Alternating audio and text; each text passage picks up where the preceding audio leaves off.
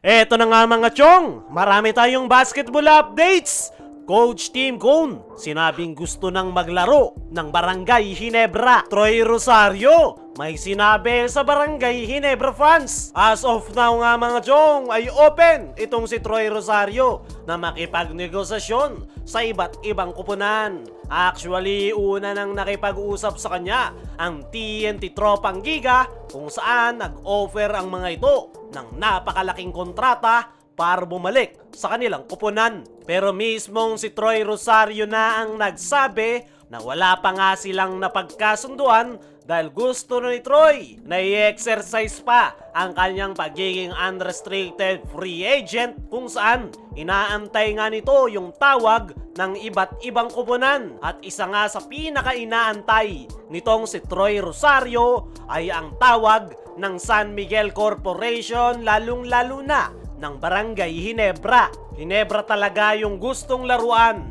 nitong si Troy Rosario, maging yung kanyang pamilya ay gusto siyang makita suot-suot ang Barangay Ginebra jersey. Kaya naman, inaantay pa nga raw nitong si Troy Rosario ang tawag galing sa Barangay Ginebra bago ito tuluyang magdesisyon. As of now nga mga chong ay kasalukuyang nasa labas ng bansa si Boss Al Francis Chua dahil sa isang business trip. At yan nga yung dahilan kung bakit wala pang natatanggap na tawag si Troy Rosario galing kay Boss Al dahil meron pa nga itong mga inaasikaso. As of now ay ang mga demand nitong si Troy Rosario bago pumirma ng kontrata ay syempre malaki at mahaba. Malaking kontrata para masuportahan yung future ng kanyang pamilya at mahaba dahil alam ni Troy Rosario na ito na yung kanyang huling kontrata na nasa prime ang kanyang laro. Kaya sinusulit na nga nito ang kanyang pagkakataon na makakuha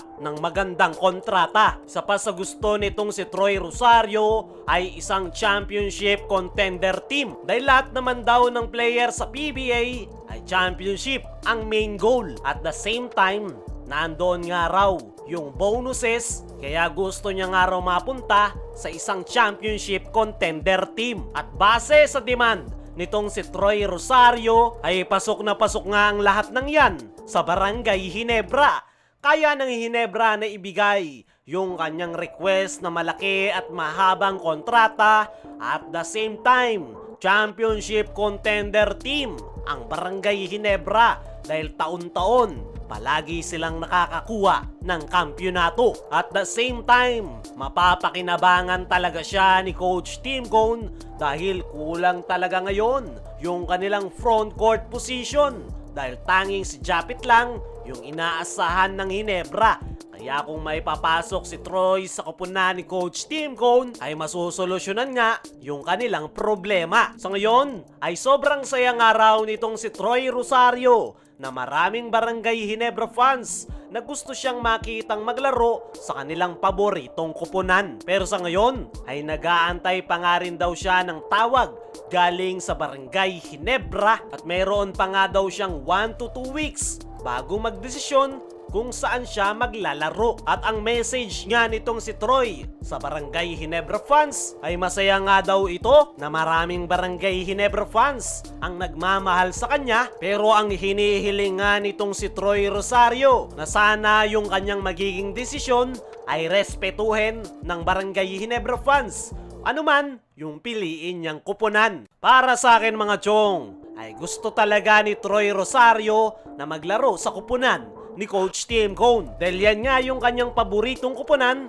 simula bata pa. Pero nakadepende nga ang lahat sa magiging offer ng Barangay Ginebra dahil priority ni Troy yung kanyang demand na malaki at mahabang kontrata para sa future ng kanyang pamilya. Para sa akin mga chong ay tama yung sinabi na yan ni Troy na dapat irespeto ng lahat ang kanyang magiging desisyon. At tignan na lang natin kung ano nga bang kupunan ang kanyang pipiliin. Dumako naman tayo dito sa kabilang balita. Coach Tim Cone, sinabing gusto nang maglaro ng Barangay Ginebra. Barangay Ginebra nga ang unang nakapasok sa semi-final series matapos nilang isweep ang kanilang rival team na Meralco Bolts. Dahil dyan ay nagkaroon nga ng mahabang pahinga ang Barangay Ginebra.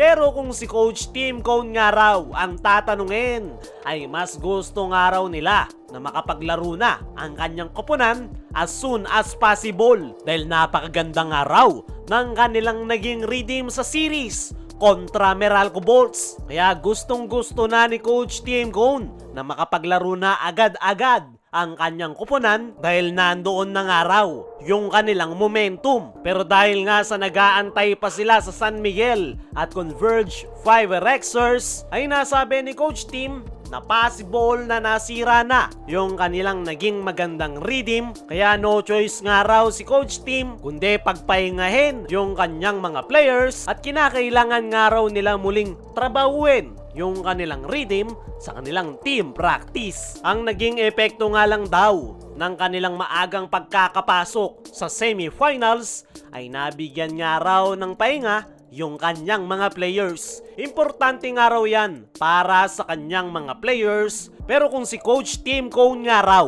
ang papipiliin, ay mas gugustuhin niya nga raw na maglaro na ang kanyang koponan dahil nandoon na yung kanilang game redeem. Sa ngayon ay ang challenge nga raw para kay Coach Tim at sa kanyang kupunan ay manatiling sharp at gamitin yung extra practice time para maging mas better pa yung kanilang execution ng kanilang opensa. Kayo mga chong, agree ba kayo sa sinabi ni Coach Tim na mas magandang tuloy-tuloy ang laro ng Ginebra? Ano rin yung masasabi nyo sa sinabi ni Troy sa Barangay Ginebra fans? I-comment mo lang dyan sa ibaba.